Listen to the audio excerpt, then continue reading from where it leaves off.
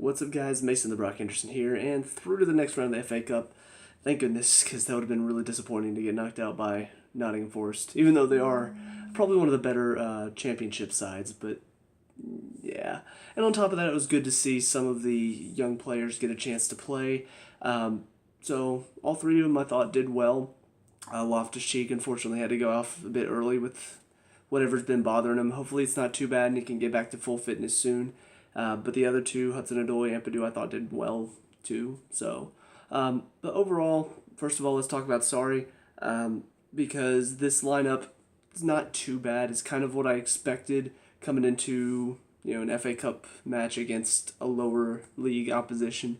You've got Zappacosta and Emerson both starting. You've got Christensen in. David Luiz keeps his spot as well. So maybe a little bit frustrating not to see Rudiger in over David Luiz, but at the same time, maybe giving him a break is good in this game. In the midfield, you've got Fabregas and Ampadu and Barkley. Interesting middle three, especially because Ampadu is generally more of a defensive player, and he's playing him in the same Conte role. So I don't know, I just find it weird that he keeps putting defensive players in that box-to-box role. Ampadu did fine, but I don't know. In my mind, I find that very bizarre. It's like, okay, you've got a defensive player playing the more attacking role. That doesn't make sense. It doesn't make any logical sense. It didn't hurt us that much, but it didn't really help us either. And then the front three, Murata plays, which of course Giroud's still out, so I guess you sort of have to play him. And then you've got Hudson-Odoi and Loftus-Cheek, which in my opinion was a very good decision to play the both of them. So, as far as that's concerned, that's fine. As far as the subs are concerned, not too bad. Loftus-Cheek goes out, decides to put Hazard on over Moses. You could argue, well, maybe give Moses a chance, but I think putting Hazard on at that point is, yeah, he's on a good run of form. He's playing well. Get him on, let him affect the game. And honestly, while he did help us a little bit, I don't really remember much from him in the second half. So I find that a little interesting, that he comes on in the first half. You kind of expect him to change the game. But what ended up happening was Hudson-Odoi started to have some more space, and that changed the game. So maybe bringing Hazard on caused them to focus on him a bit more, which opened up space for somebody else. So maybe that's how that worked, but I don't know. And then the other two subs, who came on first? Oh yeah, Azpilicueta came on for Murata, and that just kind of pushed Azpilicueta back and pushed Emerson up a bit further, where he has been coming in as a sub. So maybe he's seeing Emerson as more of a front three type of player. And then the last one was Conte came on for Fabregas, who I don't know if he was actually injured or if he just wanted a reception for his last game, which they were talking about it so much in this game. And I'm like, is this just a rumor that's been going around? Is this actually happening? But basically, you look back at this game, this pretty much was his last game. You make him captain, they get a penalty, he takes the penalty, they sub him off, and he comes off to thunderous applause, and he's clapping everybody, he's giving everybody big hugs. So yeah, this is clearly his last game. I guess the deal's pretty much already done, it just hasn't been finalized yet. But all the rumors are he's going to Monaco, so I'm a little disappointed. I'll talk about that later, but yeah, that sub Conte coming on, it did allow Conte to come in and be in the role where he's best. I doubt Sarri's going to change anything. I still think he's going to keep Jorginho there because he loves to have somebody there that can't defend. But yeah, anyways, moving on to individual performances though. Willie in goal had to make a few decent saves, nothing spectacular. So it wasn't really tested tonight, and a lot of that was down to the fact that our defense stood up pretty well under the challenge. As far as the back four, I thought all of them played pretty well. In my opinion, looking at Zappacosta play, I know a lot of it is down to the fact that he had a ton of space out wide, but he just puts in much better crosses than Alonso has for most of this season. And so once again, I'm wondering, why is he starting, or why is he not starting over Alonso? Why are we not looking at pushing Azpilicueta to the left side and bringing in Zappacosta? Not only would that make us more sound defensively on the left side with Azpilicueta over there, but now Zappacosta is able to provide more in the attack than Alonso does. His crosses are great. His shots are great too. Alonso hasn't had any of that recently. it boggles my mind. You have a player that's in form whenever he comes on the field. You have a player that's out of form, and you continually start the out of form player thinking maybe this game will be his good game, and it never is. So it's just frustrating to watch at times. Emerson, once again, not really showing a whole lot, and I don't know. I don't see enough from him. He has a couple moments where he does well on the ball, but overall defensively he's not strong enough with him in the attack. It feels like he's making the right runs, but it feels like he doesn't have an idea of what to do with it. Whereas Zappacosta does. He gets the ball and he's instantly putting it across, or he's finding a good pass to keep the move going.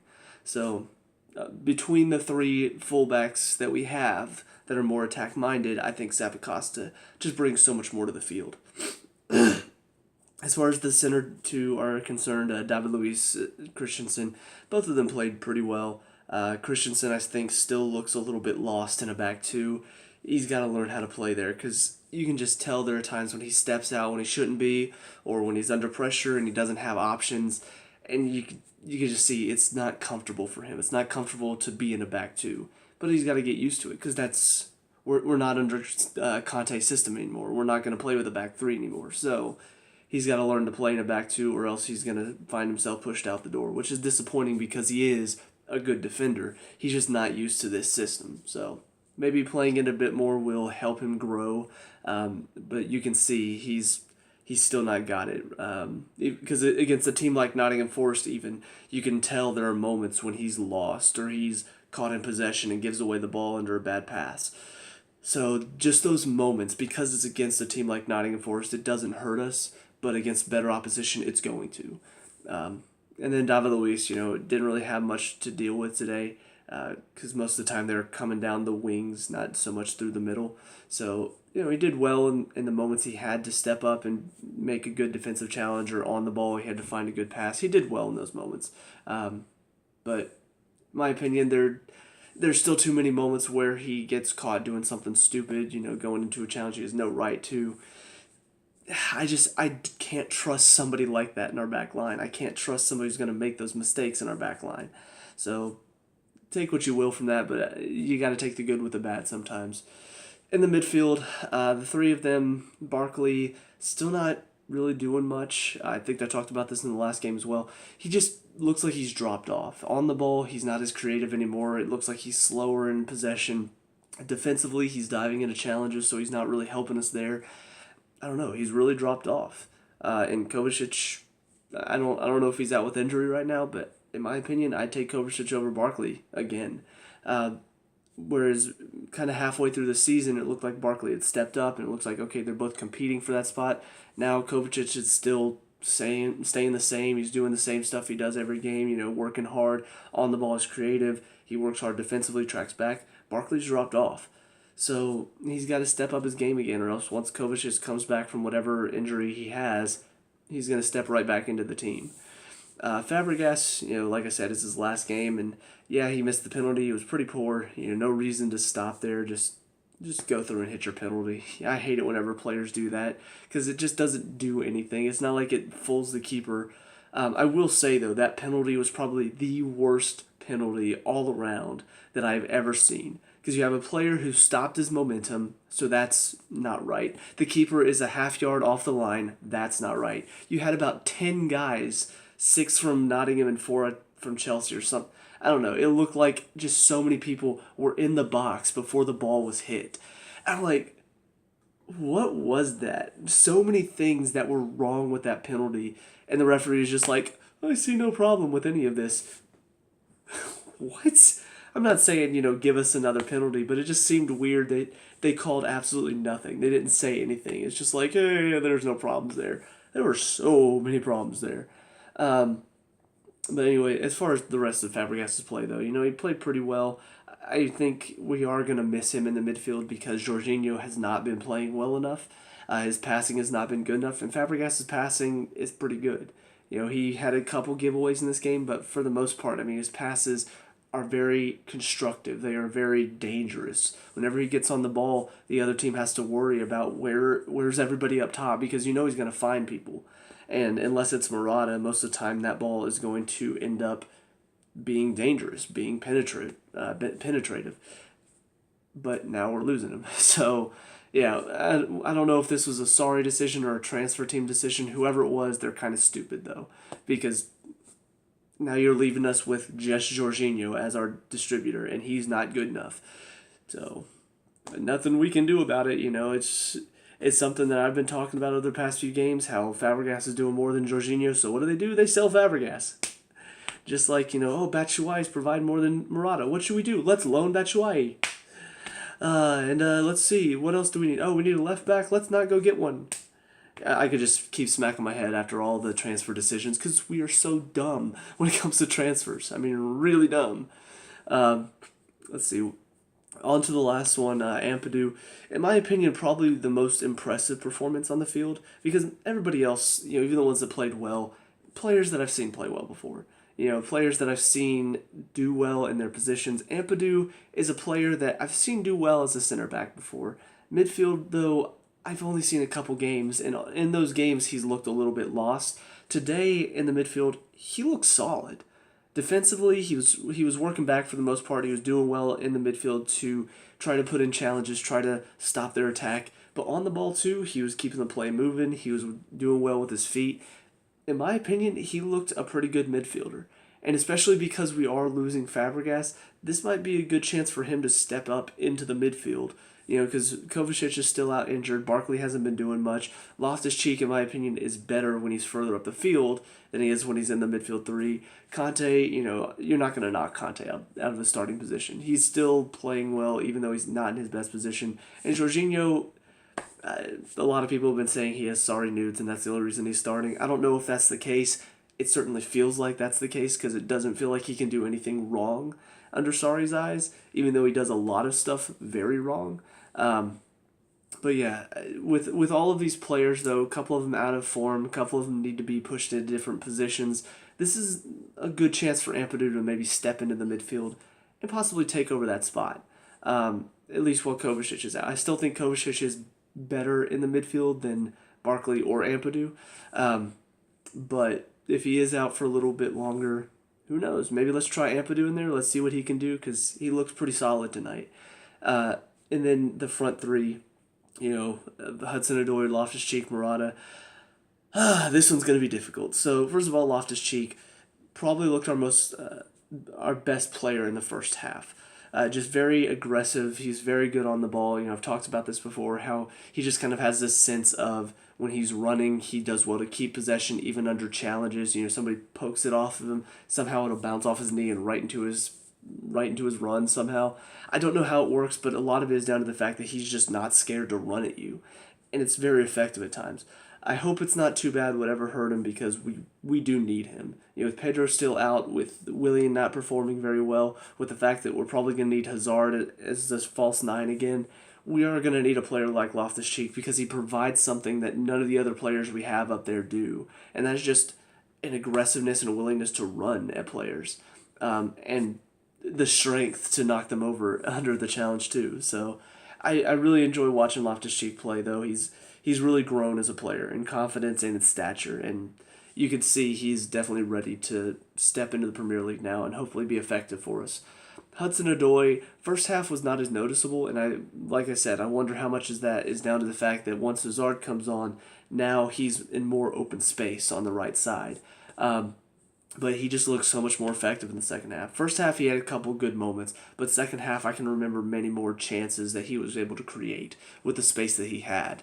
And both of the goals were, you could say what you will about Murata. Both of those goals come from great crosses from Hudson-Odoi. The first one, he puts it right in a perfect position. The keeper can't come out. Murata beats the defender to it, which is good, but it's in the perfect position for him to get to. And then the second one was just the perfect cross right over the defender, and all Murata has to do is just jump up and knock it in. And even in the first half, that was Zappacosta. I forgot about that. First half, Zappacosta had a good cross that Murata headed right at the keeper. But, both of those goals come from great work from Hudson-Odoi, but he had the space to do it. So you kind of look at that and say how much of that is down to the fact that he has that space in a game like against Southampton where there's not a lot of space. They packed it in. Would he be as effective? Who knows? but I would like to see him get some more time, get some more opportunities so he can grow and possibly get better at working through a lot of pressure. Instead of just against teams like Nottingham where he's going to have the time and space to create, work against teams like Southampton where he's got to make a decision quickly because that gap is going to close like that. So we'll see what happens, but that's just my opinion of him. And then Murata, say what you will about the 2 goals, he's still not good enough. I mean, those 2 goals, beyond, I'll talk about his attitude in a second, but you look at his overall play today, a lot of it is just, it's not good enough. From a striker standpoint, you've got to be working hard. You've got to be putting challenges in. If the ball ever comes in and you don't attack it, that's not good enough. And it happens for him way too often. I talked about this in the last game. If Giroud is in there, he's attacking every single ball that is put anywhere near him. Even if he can't get to it, he's still putting in a challenge, causing the defender to have to make a bad clearance. One of their best chances in the first half today comes from a ball over Murata's head, and he just turns and looks at it. And the defender is just takes a touch, clears it right to a player, and then counterattack right back at us. If Giroud is there, he's either dropping back to try to win it, or if he is turning and then the defender settles it, boom, he's on him. Murata, no. He doesn't do that. He doesn't put a challenge in. If it's not right in his path, if it's not in whatever run he is making, he's not changing anything to try to do something about it. And that's not good enough. The balls where he does finally get on it, half the time he goes down. The first half, he's throwing goal. Fabregas puts the ball right on his foot. All he has to do, he takes a pretty good touch, puts himself in front of the defender, but he feels the touch.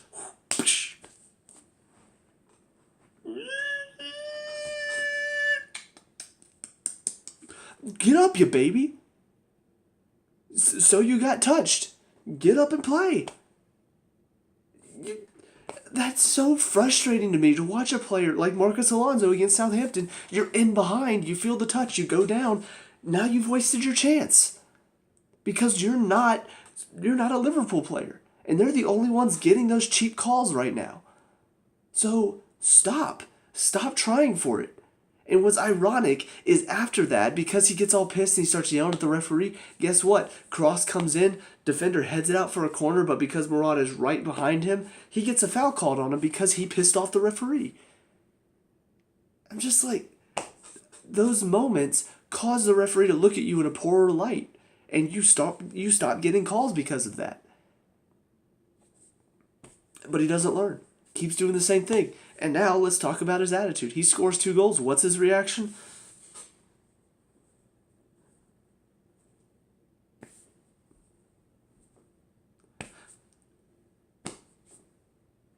Why do we want to play him? Clearly he's not enjoying himself. Why do we want to play him right now? He gets subbed off. What's his reaction? Straight down the tunnel. Get him out. I'm sorry, I'm done. I am done with that. That is the mentality of a schoolboy right there. You are a professional footballer. You pick your freaking head up and you play.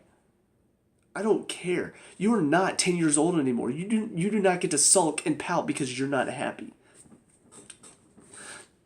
What are you? I mean, seriously, you're acting like a child right now. He needs to just move on. I'm done with Murata. I know we brought him in for a large amount and we were stupid to in the first place. And I realize that we're hesitant to just get rid of him because of that. We're hesitant to just, we need to move him on because, we spent so much for him. We can't just get rid of him. We got to hope that maybe he'll live up. He's not going to. I'm sorry. He is not going to live up to that price tag because he's too much of a child. He is never, ever going to grow up. He needs to go back to a league where it's easy, where he doesn't have to work hard, where he just gets everything given to him. He needs to go back to Spain, or he needs to go to France, or he needs to go to another league where literally every opposition is just going to let him have goals because it's easy to play. He's not ever going to make it in England, though. And that's just the truth of it. Any player that is not willing to work his butt off to try to affect the game, to try to help the team, they're not going to do much. And you can tell throughout most of the game, he's not doing enough. He's not causing anything to happen. Everything that happens most of the time is because of somebody else giving him an option, putting the ball right on his foot, putting it right in his path. If it's not that, if it's anywhere off of his path, he's not going to do anything about it. He's going to complain. He's going to whine. He's going to pout. We don't need a player like that. Goodbye. And especially because it's January, we need to be looking and say, all right, move him on, bring in a striker who's going to do something about it. Bring Batshuayi back from loan. Look to get a striker. I don't care. Do something, though, because Murata's not cutting it. And that's just the fact of it. And we're all this talk about who are we going to bring in, who are we going to bring in. Oh, we don't need anybody. We don't need to bring in a striker. No, we need to bring in a striker. Left back position, I still think we've got an option there, and moving Zappacosta in as Spilicueta, that might work. Striker-wise, though, we don't have an option right now. Giroud is injured. Hazard isn't good enough as a false nine. We need to go get a striker who's going to help us. And I haven't heard anything about it. I've heard a few rumors linking us with people, but I've not heard anything that makes me think, yes, we are on the prowl. We are looking to go get somebody. I haven't heard much aside from, getting Christian Pulisic, and that's the only thing that we've done so far. And now we're selling Fabregas, who is going to bring us more than another midfielder we have at the club right now. So I don't have any faith in our transfer system. Sorry-wise, I still don't have faith because of the players that he trusts to keep putting in over other players who are playing well. It's not good enough. I guess I'll talk about the subs that came on before I finish this review. Hazard, like I said, didn't really see much from him, but I don't know how much of that is down to the fact that they were really putting a lot of pressure, and he was drawing players to him, which opened up space for others. So I think that was more of the effect he had on this game. Spilicueta, came on, did pretty well. He's very solid, and once again was today. And then Conte comes on. It was for only a few minutes. Like I said, it was more just to give Fabregas a chance to walk off to a reception. So, yeah. Those three, they did okay with what they were supposed to do. So, yeah. I'm just... It's frustrating to watch sometimes because you can see the problems, you can see what we need to do, but it doesn't feel like anybody's going to do anything about it. It doesn't feel like, oh yeah, we're going to go get a striker. It doesn't feel like, oh yeah, Sarri's going to change something. He's going to bring that player off who's not playing well and put on that player who is, because it doesn't fit what he wants to do. He doesn't want to change anything. He wants to keep everything the same. Willian? No, we need to keep Willian on because I've been doing that all season. I can't change that now.